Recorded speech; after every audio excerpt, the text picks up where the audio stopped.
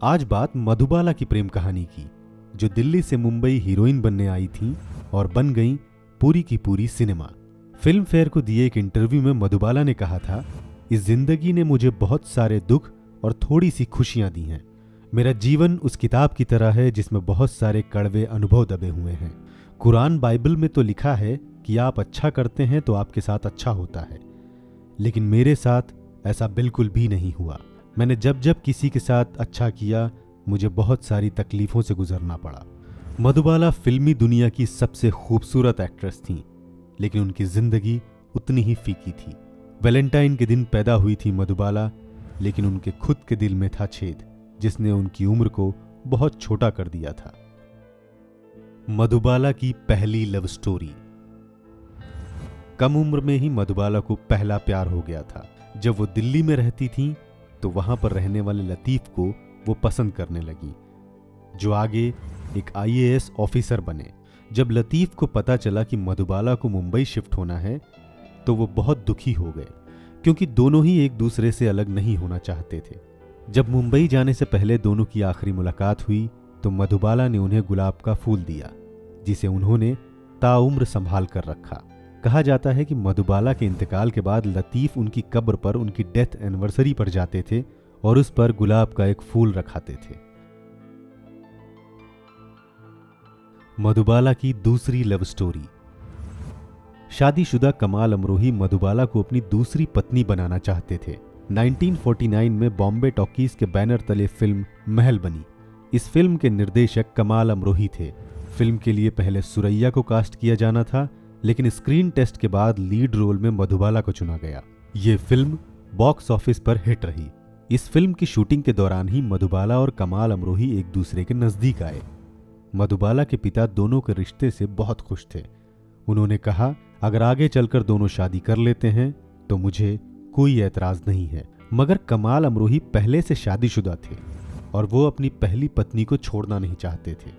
वो चाहते थे मधुबाला उनकी दूसरी पत्नी बनकर रहें, लेकिन मधुबाला को ये शर्त मंजूर नहीं थी। उन्होंने कमाल अमरोही को अपनी पहली पत्नी से तलाक लेने को कहा, लेकिन उन्होंने मना कर दिया। इसी वजह से दोनों का रिश्ता खत्म हो गया। मधुबाला की तीसरी लव स्टोरी। शूटिंग के दौरान ही एक दिन मधुबाला प्रेमनाथ के मेकअप रूम में गईं और उन्हें लव लेटर और गुलाब दिया। तब प्रेमनाथ समझ नहीं पाए कि ये क्या हो रहा है। जब उन्होंने लेटर पढ़ा तो उसमें लिखा था, अगर आप मुझसे प्यार करते हैं तो प्लीज ये गुलाब स्वीकार करें, वरना ये खत और गुलाब वापस कर दें। इस खत को पढ़कर प्रेमनाथ के होश उड़ गए। उन्हें इस बात का विश्वास नहीं हो रहा था कि दुनिया की सबसे खूबसूरत लड़की ने उन्हें प्रपोज किया है। उन्होंने खुशी खुशी प्रपोजल को स्वीकार कर लिया। दोनों में इतना गहरा प्यार हो गया था कि जब किसी फिल्म का ऑफर प्रेमनाथ को आता तो वह सिर्फ मधुबाला से पूछकर फिल्म में साइन करते थे। इसी वजह से मधुबाला ने प्रेमनाथ के सामने धर्म बदलकर शादी करने का प्रस्ताव रखा, लेकिन प्रेमनाथ ने मना कर दिया। धर्म के कारण ही प्रेमनाथ उनसे शादी नहीं कर पाए और उस समय की टॉप एक्ट्रेस बीना रॉय से शादी कर ली। इस खबर से मधुबाला को गहरा सदमा लगा था। उन्होंने प्रेमनाथ से कहा था, तुमने मेरा प्यार ठुकराया है, तुम भी प्यार को तरसोगे। आखिरकार वही हुआ। प्रेमनाथ और बीना राय की शादीशुदा जिंदगी कुछ खास अच्छी नहीं रही। बाद में उन्होंने शराब पीना शुरू कर दिया था।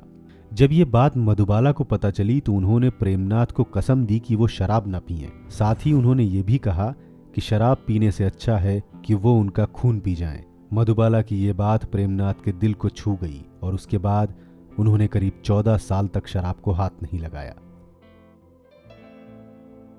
मधुबाला की चौथी लव स्टोरी।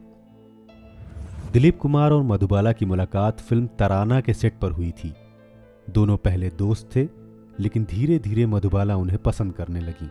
एक बार उन्होंने अपने करीबी मेकअप आर्टिस्ट के जरिए दिलीप कुमार को खत के साथ एक गुलाब भेजा। खत में लिखा था, अगर आप मुझे पसंद करते हैं तो ये खत कबूल कीजिए, वरना इसे वापस भेज दीजिए। दिलीप कुमार ने खत को कबूल कर लिया और इसके बाद दोनों का प्यार परवान चढ़ने लगा। इसका जिक्र दिलीप कुमार ने अपनी ऑटोबायोग्राफी में भी किया है। उन्होंने लिखा था, जब मेरी मधुबाला से उनके पिता अताउल्ला खान के बारे में बात हुई तो मैंने उन्हें साफ कर दिया था कि काम करने का मेरा अपना तरीका है।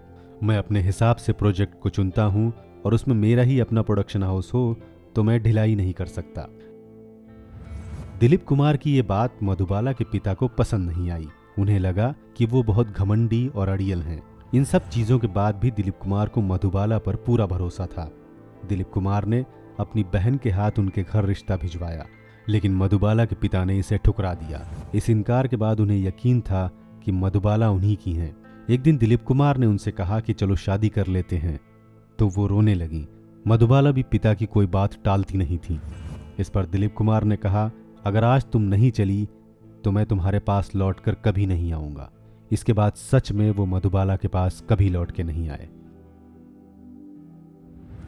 फिल्म मुगले आजम में अनारकली और सलीम की जोड़ी में दिलीप कुमार और मधुबाला को बहुत पसंद किया गया था, मगर शूटिंग के दौरान दोनों एक दूसरे से बिल्कुल बात नहीं करते थे। दिलीप कुमार से बिछड़ने के बाद मधुबाला अपनी जिंदगी में बिल्कुल अकेली हो गई थी। इधर दिल की बीमारी की वजह से शूटिंग के दौरान उन्हें खून की उल्टियां होती थीं, लेकिन उन्होंने इन सब चीजों पर कभी गौर नहीं किया। इसी वक्त उनकी मुलाकात हुई हर फन मौला इंसान किशोर कुमार से।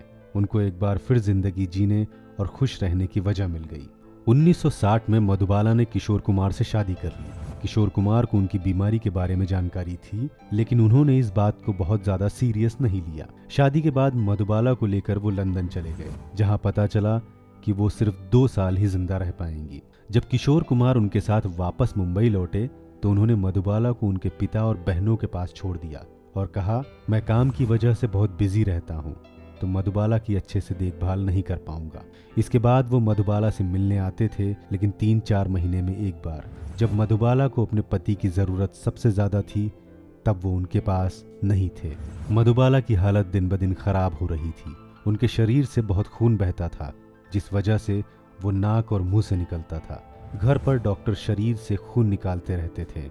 उन्हें फेफड़ों की भी बीमारी हो गई थी। इस वजह से उन्हें हर 4-5 घंटे में ऑक्सीजन देना पड़ता था। मधुबाला लंबे समय तक बिस्तर पर रही थी।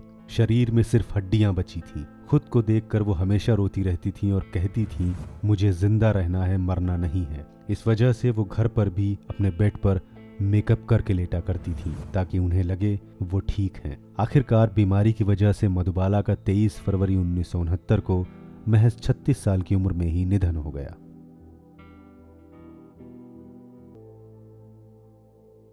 जीपी सिपी विवेक से कहते हैं कि पत्थर के फूल में सलमान खान है, जो सलीम खान के लड़के हैं। रवीना टंडन है, जो फिल्म मेकर रवि टंडन की बेटी है। उनकी फिल्म चल जाने का स्कोप भी ज्यादा है। शाहरुख बिल्कुल नया है, साथ में उसका इंडस्ट्री में भी कोई नहीं है, इसलिए वो फिल्म लो बजट की ही रखनी पड़ेगी। उन्होंने दिल्ली जाकर विवेक को फोन किया कि उनकी माँ की तबीयत खराब है, उन्हें दवाइयाँ चाहिए। विवेक ने शाहरुख के पायलट दोस्त रमन को दवाइयाँ खरीद कर दे दी और रमन ने वो दवाइयाँ शाहरुख को दे दी।